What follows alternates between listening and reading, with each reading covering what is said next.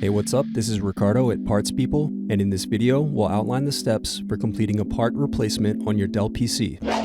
Visit our website and use this coupon for a 5% off discount.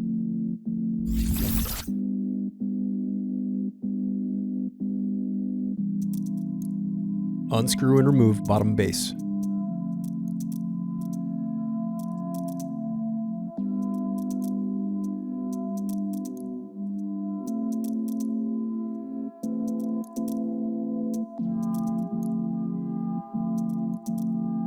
Then disconnect battery cable. Next, unscrew cooling fan. Thanks for watching. Don't forget to like and subscribe if you enjoyed this video. And if you need more, check out this playlist to watch other tutorials for your laptop.